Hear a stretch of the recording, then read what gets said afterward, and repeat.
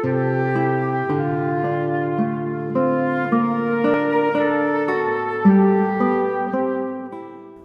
sejahtera saudara-saudara, kembali lagi dengan saya Alfian Dito Yuliandiki di dalam program Renungan Harian pada hari ini dengan tema Menyangkal Diri, Memikul Salib, Mengikut Tuhan. Diambil dari ayat dasar pada hari ini adalah Matius 6 ayat 16 sampai 18. Saya akan bacakan untuk saudara-saudara. Dan apabila kamu berpuasa, janganlah muram mukamu seperti orang munafik. Mereka mengubah air mukanya supaya orang melihat bahwa mereka sedang berpuasa. Aku berkata kepadamu, sesungguhnya mereka sudah mendapat upahnya. Tetapi apabila engkau berpuasa, minyakilah kepalamu dan cucilah mukamu, supaya jangan dilihat oleh orang bahwa engkau sedang berpuasa, melainkan hanya oleh Bapamu yang ada di tempat tersembunyi. Maka Bapamu yang melihat yang tersembunyi akan membalasnya kepada kamu. Saudara-saudara, sejak Rabu Abu kemarin kita bersama-sama memasuki sebuah momen Prapaskah. Selama 40 hari ke depan, dihitung dari Rabu Abu, kita akan bersama-sama menyangkal diri, mengingat kembali dan bertobat. Selama momen Prapaskah ini seringkali juga menjadi momen yang spesial bagi kita, di mana kita bersama-sama menyangkal diri dan serta melakukan pertobatan. Maka dari itu di momen Prapaskah yang merupakan momen bagaimana kita untuk kembali menyangkal diri, memikul salib, serta mengikut Tuhan, kita bersama-sama menyangkal diri, menahan dan mengendalikan diri kita. Berusaha melepaskan diri kita dari hal-hal yang selama ini out of control. Selama ini lepas dari kendali kita sendiri, padahal kita bisa pegang. Di dalam penyangkalan diri inilah kita kembali diingatkan bahwa kita sejatinya juga merupakan pribadi yang rapuh, yang sama halnya dengan Abu. Maka dari itu hanya karena pertolongan Tuhan sajalah kita mampu untuk hidup dan kita menyangkal diri kita dan bersama-sama mengosongkan diri kita agar Tuhanlah yang memimpin kehidupan kita.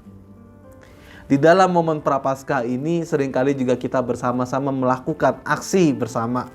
Aksi puasa sebagai bentuk penyangkalan diri. Pertanyaannya adalah, apa sih puasa itu? Secara etimologi dalam bahasa Sanskerta, induk bahasa Indonesia, puasa berasal dari dua kata, yaitu upa dan wasa. Dekat itu artinya upa, lalu wasa adalah yang maha kuasa.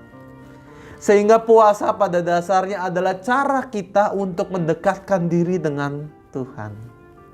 Puasa sendiri sejatinya bukanlah merupakan aksi atau tindakan yang asing di dalam Alkitab, tidak.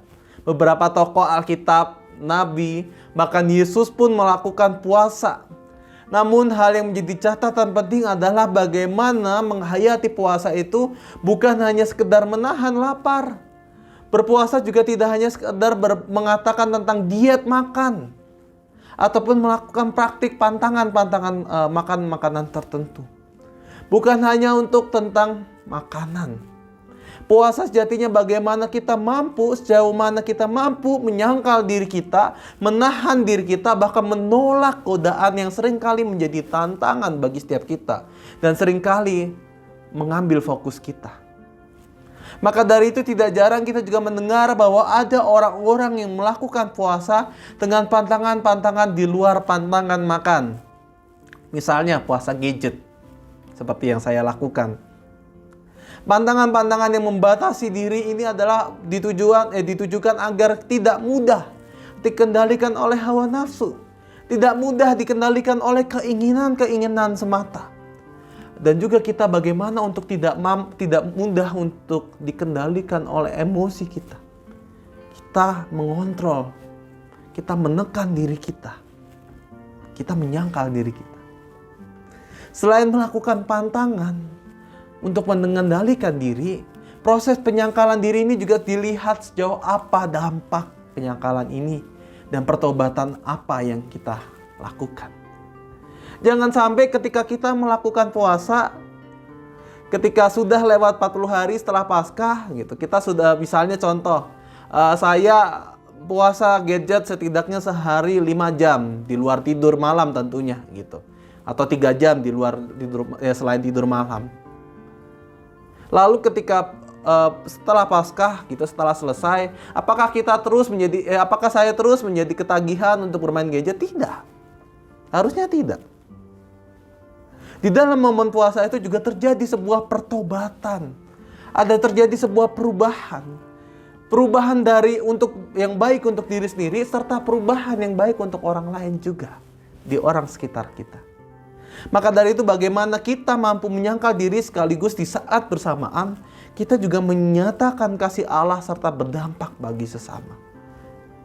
Mengutip khotbah Pak Yoce di dalam Rabu Abu, kita diingatkan bahwa kesalehan pribadi juga tidak lepas dari kesalehan sosial, yakni bagaimana kita berdampak bagi lingkungan sekitar kita. Panitia Paskah membuatkan kita sebuah aksi bersama. Kalau bahasa anak muda mengatakannya challenge. Mengadakan challenge selama 40 hari, aksi-aksi apa saja, kebaikan-kebaikan apa saja, pantangan apa saja yang mungkin kita bisa lakukan satu hari demi satu hari. Challenge-nya berbeda-beda, ada banyak macam, mulai dari pantangan, mulai dari mendoakan, bahkan juga dengan aksi, tindakan nyata. Dalam aksi ini kita tidak hanya akan belajar tentang disiplin secara rohani terhadap pantangan yang kita hadapi bersama, melainkan bagaimana kita juga ditantang untuk mampu menyatakan kebaikan dan berdampak bagi orang-orang di sekitar kita. Rangkaian aksi yang dibuat ini sejatinya merupakan alat bantu saudara-saudara, tidak harus mengikuti yang persis seperti demikian. Tetapi bagi setiap kita yang merasa tertantang, bagi setiap kita yang ternyata merasa diri mampu untuk melakukan lebih, kenapa tidak kita lakukan? Ataupun ketika kita ada pantangan-pantangan di dalam diri kita, ada hal-hal yang mungkin kita ingin lakukan untuk membatasi diri kita, untuk kebaikan diri kita, untuk pertobatan diri kita, maka lakukanlah.